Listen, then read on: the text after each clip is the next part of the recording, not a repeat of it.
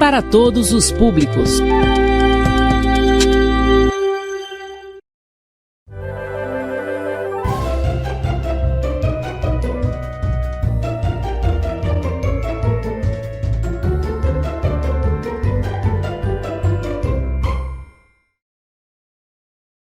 Bom dia, meus alunos do 4º e 5º ano. Pois é, vamos começar mais uma vez aqui com o programa Escola em Minha Casa, Projeto de Vida, executado pela Secretaria Municipal de Educação e a Prefeitura Municipal de Rosário.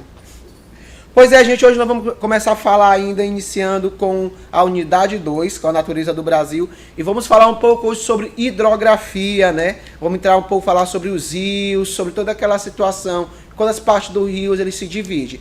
Falando um pouco sobre a natureza do Brasil, vou mostrar aquelas imagens para vocês, onde ele vai mostrar o quê? O tipo de paisagem da natureza do Brasil. Hoje nós temos rios de planície, nós temos montanhas, cachoeiras, temos uma bela imagem aqui, né, da região sul do Maranhão, dos Lençóis Maranhenses. O Brasil é esse país que é totalmente cheio de diversidade, um país realmente muito rico na natureza e no meio ambiente. Falando um pouco, hoje vamos falar um pouco sobre a hidrografia brasileira, né? Como é que ele é dividido, o que é um rio, em quanta parte ele se divide. Aí vocês poderiam me perguntar, professor, o que é um rio? É muito fácil a resposta. Um rio é um curso natural de água. É só isso que é a resposta, professor? O rio é um curso natural de água. Como é que ele nasce? Ele nasce através de quê? Da chuva. Aqui tem um período que chove bastante, né? Por exemplo, aqui no Maranhão nós chamamos esse período de inverno. Pois é, esse período aí pode surgir um rio. Ele também nasce daquelas famosas águas do subterrâneo, ou o famoso que nós conhecemos como olho d'água. Pois é, esse também é uma das maneiras que pode surgir, nascer um rio. E também a partir ali do derretimento de geleira, como mostra a imagem. Ali as geleiras estão se derretendo das montanhas, desce a água e surge um rio também. Isso é uma forma de surgir, essas são as formas de surgir os rios. Então, repetir mais uma vez, o que é um rio? É um curso natural de água. É um rio, né? Pois é, esse é um rio. Professor, e aquele volume de água que corre lá no rio, aquela água, como é que chama aquilo ali? De lâmina d'água, tá certo? Toda a água que você vê ali brilhando, o rio Itapecuru aqui em Rosário, pois é, conhecemos como lâmina d'água, ok? Vamos falar um pouco mais ou menos, aí ó, até voltou aí a resposta. O que é um rio? É um curso natural de água para vocês. E como é que ele surge, tá certo? Vou mostrar para vocês bem aqui sobre a hidrografia ainda. Quais são as partes de um rio? Professor, como é que o rio ele se divide? Ele se divide em umas partes muito interessantes, que é muito bom nós entender um pouco sobre esse rio, né? E vou repetir de novo. O rio é um curso natural de água. Ele se divide em quê? A nascente, onde ele nasce, que ele pode nascer ali de olho d'água, né? A partir das águas subterrâneas, ou também ali do derretimento de gelo, né? E da chuva, só que nesse caso vamos focar só na nascente, tanto subterrânea como do derretimento das geleiras. Ele também se divide no leito, né? O leito, o afluente, as margens e a foz. Tá certo? O que vem ser um afluente de um rio, professor? O afluente de um rio é um rio secundário que nasce e deságua nesse rio principal. Por exemplo, aqui o rio Itapecuru, que passa na cidade de Rosário. Ele deve ter alguns rios, pequenos rios, que nascem ali nas proximidades, né? E deságua nele. Esse é um rio secundário. Qual é o principal? O rio Itapecuru. Nós também temos o leito, que é por onde o rio passa. Por exemplo, o rio Itapecuru, ele é um rio de planície. Então, ele é um rio que ele faz várias curvas. Lembre aí, por exemplo, de você colocar uma corda no chão, ela não ficar cheia de curva. Pois é um rio de planície. Ele é um rio de planície. Ele faz várias curvas até chegar na foz. Nós temos a margem, as margens ciliares. Para que servem? As margens ciliares ficam na direita e na esquerda do rio. Elas servem para proteger o rio do assoreamento, tá certo? Através ali que vem trazendo as coisas orgânicas, material orgânico, através da chuva e de outras situações. Então a margem, as árvores, ela segura o terreno, segura os insumos ali, os adubos, e impede que caia no rio, tá certo? E assim ele fique assoreado, nascendo aquelas famosas coroas, enlarguecendo o rio, deixando ele muito raso. Lembra, por exemplo, do cílio do olho. O cílio serve para quê? Para proteger o olho do cisco. Assim também serve a mata ciliar. E a foz? Professor, o que é a foz? A foz é onde o rio deságua, que ele pode desaguar num rio, em uma lagoa, em outro rio e no mar. E aí nós vamos dividir a foz em duas partes que desaguam no mar. A foz em estuário e a foz em delta. O que vem ser a foz em estuário, professor? A foz em estuário é quando o rio ele deságua com uma única lâmina d'água ali, né, curso, no mar. E a foz em delta é quando chega próximo ao rio, ao mar, o rio ele se divide em vários canais. Ou seja, quando é a foz em estuário, ele deságua com um único canal no mar. Quando é foz em delta, quando chega nas proximidades do mar, do oceano, ele se divide em vários canais. Aí você pode lembrar do famoso Delta do Parnaíba, que é que tem no Maranhão. 70% do Delta do Parnaíba está no Maranhão. Pois é, quando chega próximo ao oceano, o que acontece? O mar, ele faz o quê? O rio, ele se divide em canais. Aí a foz em delta, tá certo? Então essas são as principais partes de um rio. Nascente, afluente, margem, leito e foz. Ok? Olha aqui, nós vamos falar um pouco aqui sobre os tipos de rio que temos no Brasil. A maior parte do rio do Brasil são rios que podem ser divididos, que eles podem ser temporários, e rios que podem ser perenes. O que são os rios perenes? São aqueles rios que não secam. A maior parte do rio do Brasil, graças a Deus, são rios que não secam. Pois é, rio perene é aquele rio que não seca, tá, o tempo todo. É exemplo do rio Itapecuru. E também temos os rios temporários, que são rios que eles surgem, aquele leito, durante a época da chuva, como acontece principalmente aqui na região Nordeste, não tanto no Maranhão, mas tem também no Maranhão, também como acontece no Rio Formiga, no estado da Paraíba. A imagem aqui de um rio que um leito seco durante o período da seca, tá certo? Pois é, o que é um rio de planície? O rio de planície é aquele rio que corre em leito, onde não tem o relevo não é acidentado, não tem as depressões nem as montanhas. Então ele forma o quê? Tipo ali S. E ele serve para quê? Para navegação. E surge o quê? As famosas o quê? Hidrovias, para transporte de carga, né? Aí nós somos aproveitados para isso, para tipo de transporte. E temos os rios de planaltos, né? Que nós podemos usar ele para fazer o quê? As hidrelétricas, para gerar energia para a população. Um tipo de energia limpa. E nós vamos falar também agora, gente, sobre as hidrografias. O que vem ser, né, o tipo de hidrografia que tem no Brasil, para que serve, né? E que ele é dividida. O que vem ser uma bacia hidrográfica? É um conjunto de terras banhadas por um rio principal e seus afluentes. Isso é uma bacia hidrográfica, tá certo? E no Brasil também nós dividimos essas regiões em regiões hidrográficas, que é uma porção do território brasileiro que compreende uma ou mais bacias hidrográficas. E nós temos as principais do Brasil, que é a Amazônia, que é o maior, a amazônica.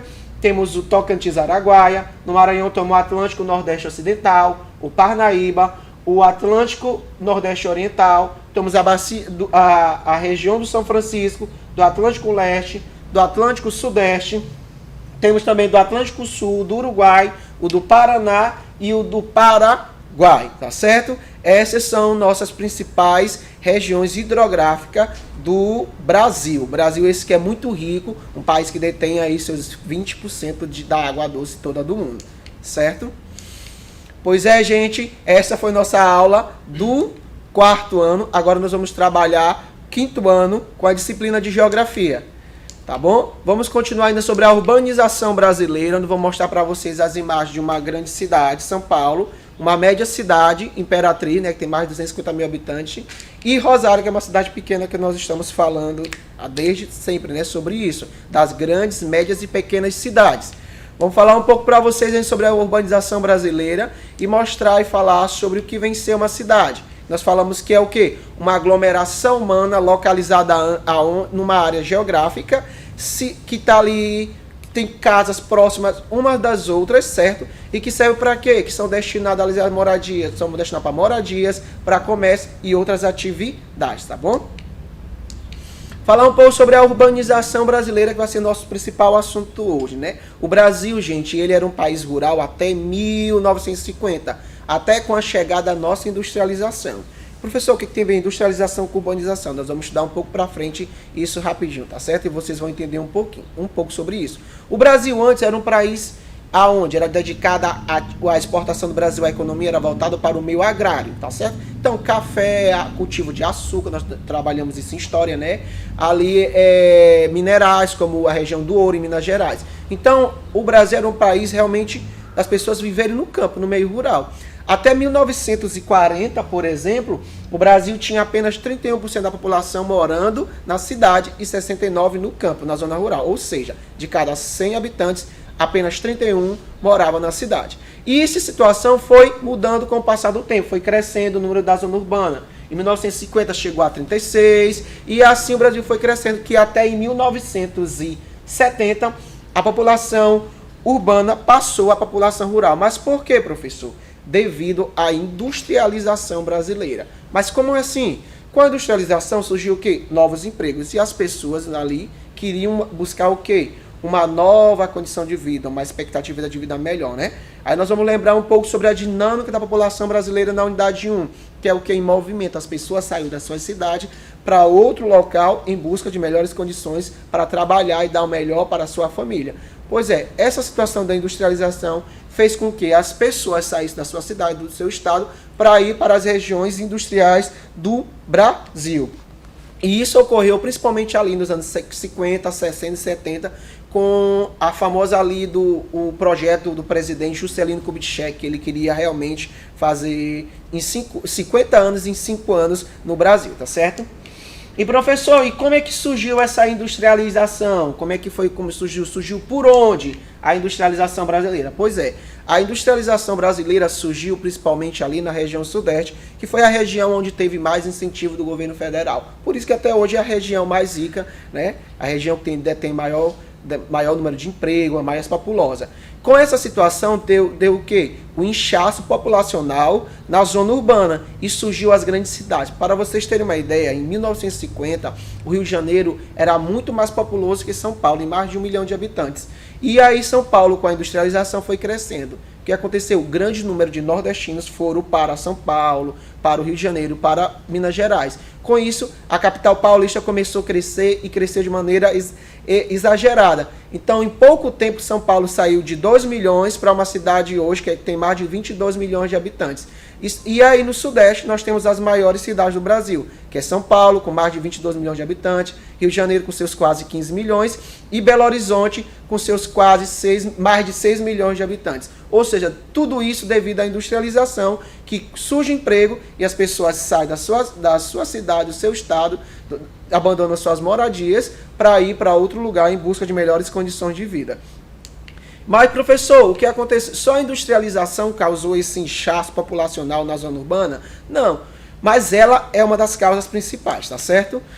Professor, e outro exemplo que tu pode dar para falar um pouco sobre esse inchaço populacional? O êxodo rural. O que venceu o êxodo rural? O êxodo rural não é nada mais, nada menos que a saída em massa da pessoa, do ser humano, da população, do campo para a cidade. Mas isso por quê? Porque a cidade estava oferecendo emprego. Mas é só isso também, professor, que causou o êxodo rural? Não. A mecanização também do campo. A mecanização também do campo causou o êxodo rural. Ou seja, uma máquina, por exemplo, como é que estou mostrando aqui na foto, ela pode fazer o trabalho, digamos, de 50 homens. Ou seja, quando eu sou um fazendeiro, eu compro uma máquina dessa, eu desemprego 50 pessoas. Essas pessoas precisam trabalhar. Então elas vão para onde? Para onde tem emprego, que é na cidade. Então o êxodo rural é o que, gente? É a saída em massa do campo para a cidade. E como é que as pessoas iam, professor, para o Sudeste, principalmente aí no Nordeste? Iam no famoso pau de arara. O que é o pau de arara? É aquele caminhão, né, com os bancos, onde as pessoas ficavam sentadas ali sem nenhum conforto e eram de grande perigo, tá certo? Quando elas chegavam em São Paulo, elas iam para as áreas que elas poderiam pagar, áreas mais pobres, tá certo? E aí, gente, essa é a nossa atividade Casa em Família para o 4º ano nas páginas 52, 53, 54, 55 e 57. É bacana, mas são pequenas atividades. E para o 5º ano, nas páginas 64, 65, 66, 67, 69, 71 e 72. Tá certo? A gente está chegando ao final da nossa aula de Geografia. No próximo bloco, nós vamos trabalhar com História.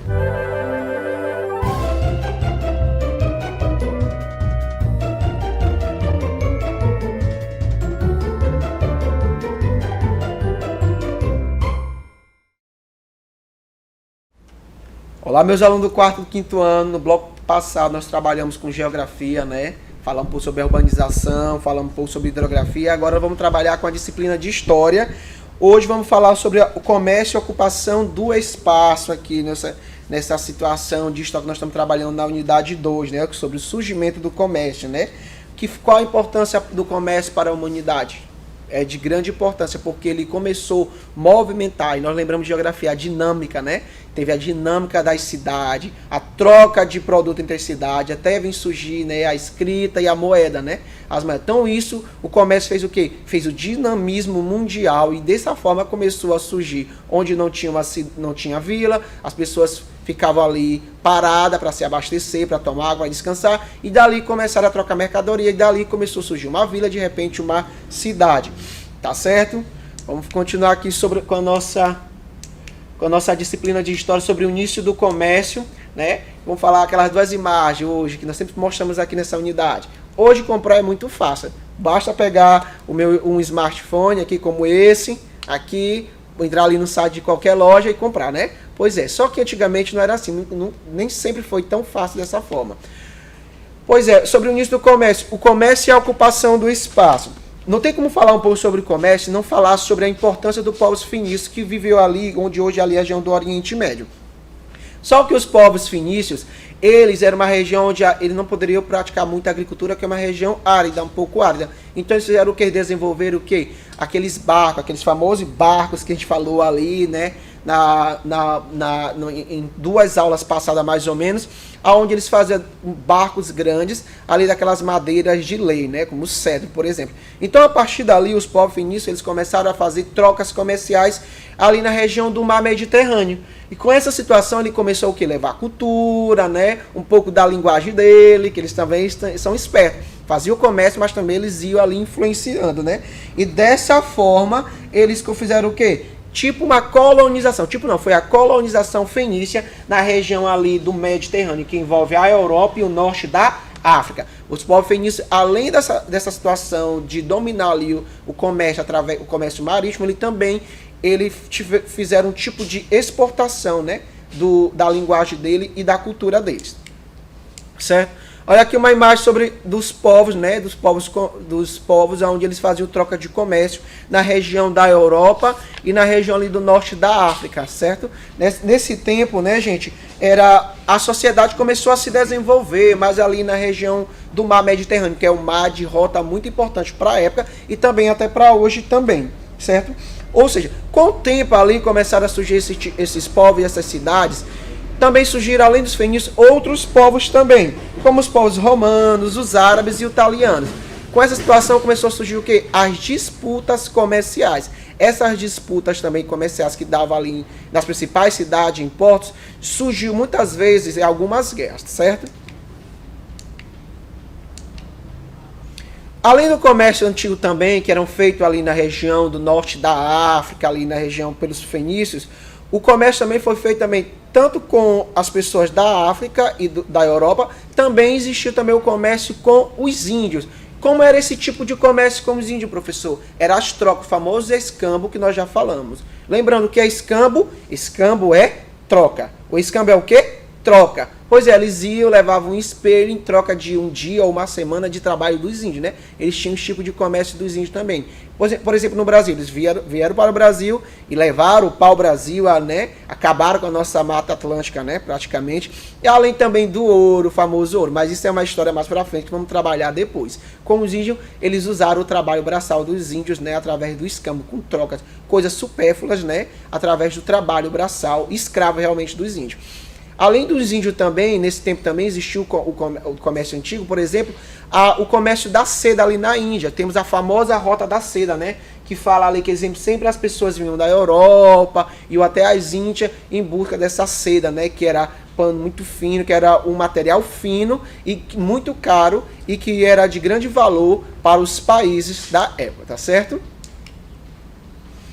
Pois é, gente, nós terminamos aqui o quarto ano, a atividade de história de hoje do quarto ano, e vamos trabalhar agora com o quinto ano sobre os primeiros núcleos populacionais, falando ainda com o quinto ano sobre os núcleos populacionais ali na região ali, né, da Suméria, da região ali do Egito, da região ali da Mesopotâmia, ali entre os rios Tigres e os rios Eufrates. Por que acontecia ali, professor? Que era uma área úmida, onde as pessoas poderiam plantar ali próximo ao rio Nilo, próximo ao rio Tigre, né? E ali surgiram grandes cidades, né? Como Eridu e outras cidades, que eram cidades Por exemplo, bem aqui nós temos o quê? A região da Suméria, né? A região da Suméria que tem cidades como Nippur, Uruk, são cidades importantes que se desenvolveram através realmente do comércio.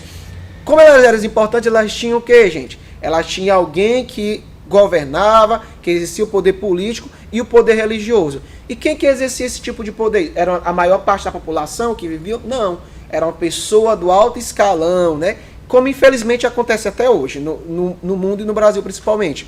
Pessoa do alto escalão que tinham ali o poder tanto político e religioso e que decidiam ali pelo que o que a cidade deveria acontecer na cidade ou não. Professor, mas observando no mapa que essas cidades eram próximas da outras, elas eram cidades e aí não tinham a mesma lei? Não. Apesar de ser próximas às cidades da região da Suméria, mas eram cidades independentes, tá certo? Cada uma tinha a sua lei, a sua forma de viver. Isso era uma forma de diferenciar, tá certo? Eram cidades próximas, mas eram cidades independentes. Cidades que tinham cada um seu regime político, administrativo e religioso. Mas a maior parte da população não chegava a esse poder, tá certo? E também ali na região do Rio Nilo, né? Onde as cidades começaram a se desenvolver, principalmente a região no famoso Baixo e Alto do Rio Nilo. Como era uma cidade, eram regiões mais próximas do Rio Nilo, eles poderiam fazer o quê? As plantações, e aí aconteceu o quê? As trocas comerciais, que aí surgiu as cidades famosas, como Gizé, que eu falei na última aula para vocês.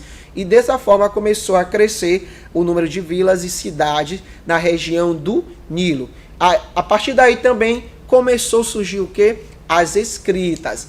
A escrita. Aí vocês vão lembrar um pouco sobre que a partir do surgimento da escrita, começou a se dividir o quê, gente? A pré-história da história. Um exemplo aqui da escrita aqui, ó. Uma escrita egípcia. Era formada por quê? Por desenhos de animais, por rabisco representando alguma coisa da época, tá certo? Ainda sobre os primeiros núcleos populacionais, vamos falar um pouco sobre as fontes históricas. Como eu falei para vocês das escritas. A escrita é uma fonte histórica, sim. E o que vem ser uma fonte histórica?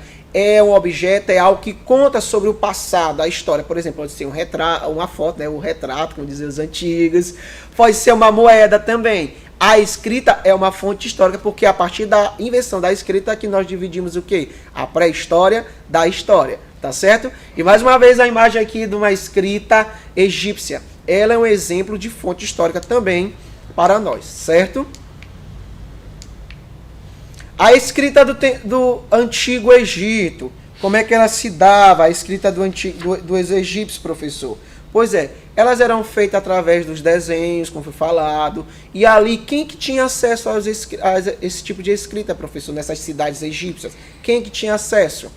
Somente as pessoas realmente, digamos, para entender melhor do alto escalão, né? Sabiam ler os escribas, os sacerdotes, né? E os faraós, eles que tinham acesso, que sabiam ler. E como era o nome dessa escrita? Como surgiu a escrita egípcia? Como é que se chamava? Era chamada de hieroglifo, tá certo? É o nome da escrita egípcia. Professor, as cidades, como você estava falando das cidades, as cidades egípcias eram iguais às cidades da Suméria, da região da Mesopotâmia? Não. Na Mesopotâmia elas eram independentes, era tipo como fosse cidade-estado, cada um sua lei. Já no Egito não, existiam as cidades, só que elas eram subordinadas a alguém superior. Quem era? 5 segundos para vocês acertar. Tenho certeza que vocês vão acertar. Pois é, 5 segundos para vocês acertar sobre como era, quem mandava nas cidades aí do Egito. Certo? Lembraram? Pois é, o faraó. As cidades egípcias, elas surgiam, tinha várias cidades, mas elas não eram iguais às cidades independentes da região sumérica e nem da região da Mesopotâmia. Ela era submetida a Faraó, que era tido como rei. Não só como rei, mas também como um tipo de Deus, onde as pessoas tinham que obedecer e venerar. Pois é, meus alunos, do 4º e 5º ano, está chegando o final da nossa aula de história de hoje, né? Foi aula muito bacana, fomos trabalhar um pouco sobre comércio, sobre o surgimento populacionais, e vamos deixar aquela atividade para o 4º ano, né? Nas páginas 53, 55, para o 5º ano na página também 53 e nas páginas 55. Para tirar as dúvidas, só fale com seu professor, assista essa aula no YouTube e anote ali as principais palavras-chave. Então, até a próxima aula. Deus abençoe.